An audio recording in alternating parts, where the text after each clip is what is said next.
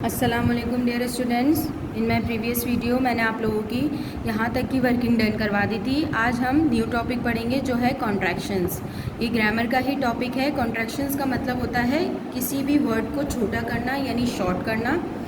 Apostrophe लगा के, apostrophe कहते हैं ऐसे ऊपर कॉमा लगाना, ठीक है, एपोस्ट्रॉफी। जैसे इसकी एग्जांपल्स मैं आपको बता रही हूँ। इज़ नॉट, इसमें क्या होता है कि वर्ड को हटाकर हम एपोस्ट्रॉफी ऐड कर देते हैं ताकि वो वर्ड छोटा हो जाए। इज़ नॉट को जब मैं कॉन्ट्रैक्ट करूँगी तो ये बन जाएगा इज़न्ट। इसी तरह आई एम बन जाएगा आई एम, यू हैव बन जाएगा यू, ये आपको नज़र आ रहा होगा। इसके बाद नीचे एक्सरसाइज है, match the following words with their contractions. यहाँ पर फुल फॉर्म दी हुई है और यहाँ पर कॉन्ट्रैक्शंस हैं। आपको फुल फॉर्म को उसकी कॉन्ट्रैक्शन से मैच करना है। Are not, aren't, do not, don't, she is, she is, they are, I will, I'll. ये आपको नज़र आ रहा होगा, सब में एपोस्ट्रॉफी लगा हुआ है, तो इसे हम कहते हैं कॉन्ट्रैक्शंस। 1 till 5 मैंने आपको करके दिए हैं, 6 till 8 आप खुद करेंगे। Now turn the next page, page number 54। Page number 54 पर है the poem talks about small things. जो पोएम मैंने आप लोगों को समझाई है उसमें स्मॉल थिंग्स की यानी छोटी चीज़ों के बारे में बात की जा रही है। Let's learn what small portion of some other items knows as, यानी अब हम देखते हैं कि और कौन कौन सी चीज़ों के स्मॉल साइज़ हो सकते हैं, स्मॉल थिंग्स हो सकते हैं। अब यहाँ पर आपको सेंटेंसेस दिए हुए हैं और यहाँ पे आपको चॉइसेस दी हुई हैं। इन सर्कल पे या तो आपको सही पे टिक करना है या फिर आप कलर भी कर सकते हैं।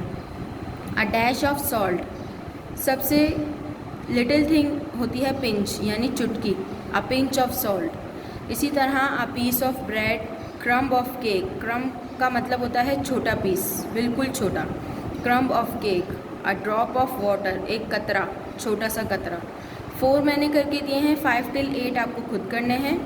Now at page number 55, page number 55 पर यहाँ पर आपको अगेन एक पोएम दी हुई है जिसके लास्ट में आपको डैश नज़र आ रहे हैं और ऊपर आपको वर्ड बॉक्स दिया हुआ है। वर्ड बॉक्स में आपके पास 6 वर्ड्स हैं। अब आपको 50 फीट टॉल, यानी जो पोएम मैंने आपको पढ़ाई समझाई उसमें 1 इंच टॉल था यानी 1 इंच बड़ा, और ये है 50 फीट टॉल। 50 फीट टॉल का मतलब होता है कि बहुत लंबा, 50 फीट। तो अब आपको इसकी पोएम बनानी है। आपको पूरे सेंटेंस दिए हुए हैं, बस आपको इन वर्ड्स में से यहाँ पर लिखने हैं कि कौन सा वर्ड आएगा। If you were 50 feet tall, अगर तुम 50 फीट लंबे होते, you would not go to, तुम कहाँ नहीं जा सकते थे, pool. You would not go to school. The grand oceans would be your swimming pool. इसी तरह यहाँ पर राइमिंग वर्ड्स आएंगे, तो ये राइमिंग वर्ड्स आपको खुद पुट करने हैं। तो यहाँ तक आपकी टेक्स्ट बुक की वर्किंग ख़त्म होती है। अब हम स्टार्ट करते हैं अपनी वर्कबुक की वर्किंग। वर्कबुक की वर्किंग के लिए आपको निकालना है पेज नंबर 26। पेज नंबर 26 पे आपको नज़र आ रहा होगा 1 इंच टॉल। इसमें अगेन आपको एक पोएम दी हुई है। पोएम आपको नज़र आ रही है the wasp and the bee. एक वेस्प है, एक बी है। वेस्प भी एक इंसेक्ट का नाम है, बी भी हम मक्खी को कहते हैं। दोनों तकरीबन सेम है लेकिन इसमें कुछ डिफरेंस है। A wasp meet a bee that was just buzzing by, यानी एक वेस्प जो है वो बी से मिला जो इधर उधर उड़ रही थी। एंड ही सेड, और उसने कहा, little cousin can you tell me why you are love by people so much better than I, यानी लोग तुम्हें मुझसे ज़्यादा पसंद क्यों करते हैं। वो कहती है my back shines as bright as yellow as gold, यानी मेरी जो बैग है वो चमकदार है जैसे गोल्ड चमकता है उस तरह। And my shape is most elegant, और मेरा शेप भी बहुत अच्छा है। To behold yet nobody likes me for that I am told. Ah cousin the bee said, bee ने कहा, ah this all very true, ये सब सच है। But if I were half as mischief to do, indeed they would love me no better than you.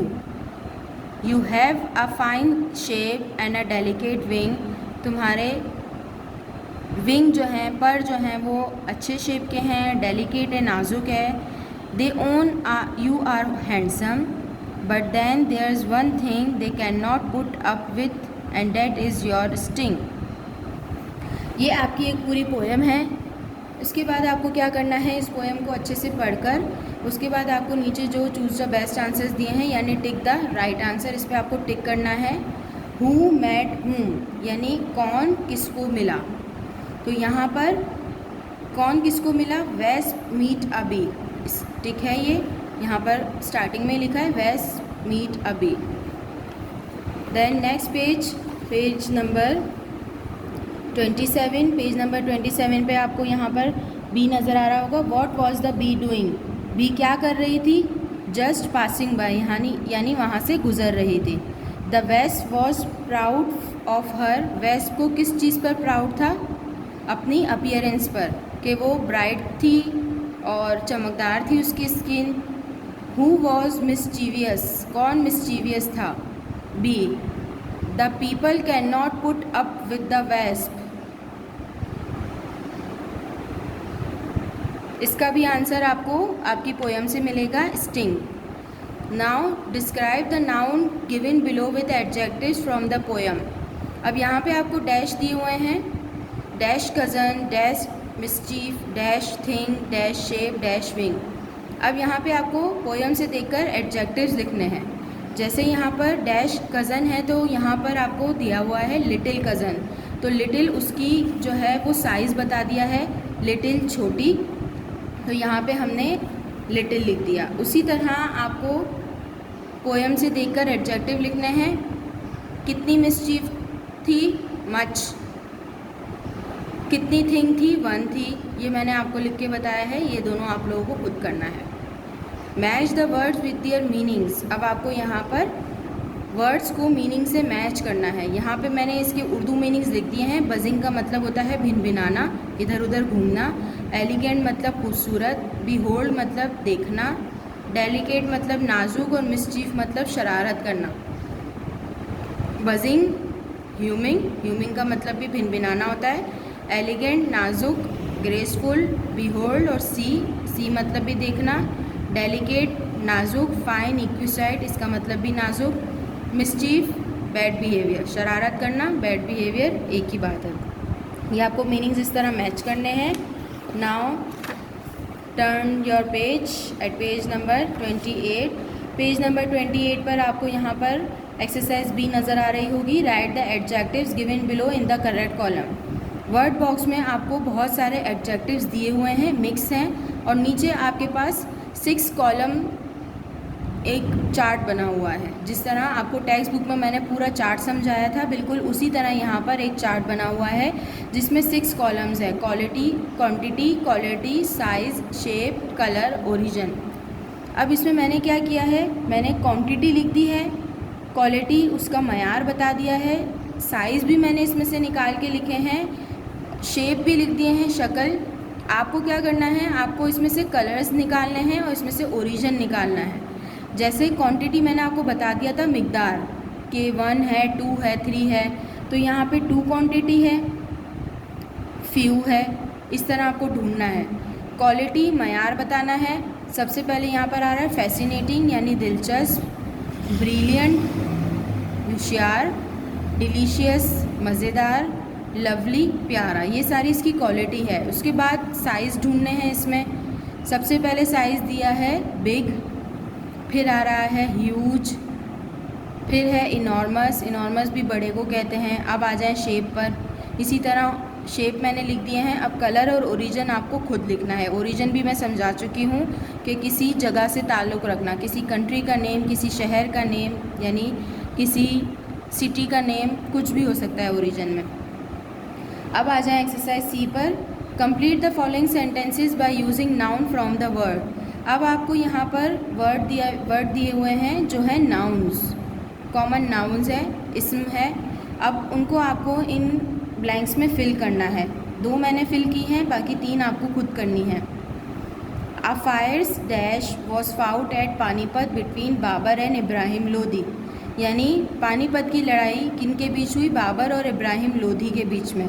तो पानीपत की क्या थी, लड़ाई थी। लड़ाई को हम कहते हैं बैटल, तो यहाँ से देखकर मैंने बैटल लिख दिया। The Kings beautiful dash was destroyed by an earthquake, यानी किंग का ब्यूटीफुल महल, उसका खूबसूरत महल जो है वो अर्थक्वेक से तबाह हो गया। तो किंग का क्या होता है? पैलेस।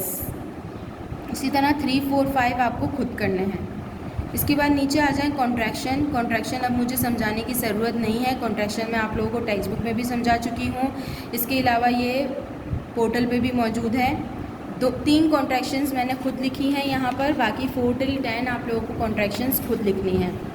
देन उसके बाद आ जाएं what should you do if your best friend broke your new bicycle, यानी आपका रिएक्शन क्या होगा जब आपका बेस्ट फ्रेंड या आपकी बेस्ट फ्रेंड आपकी नई साइकिल तोड़ दे।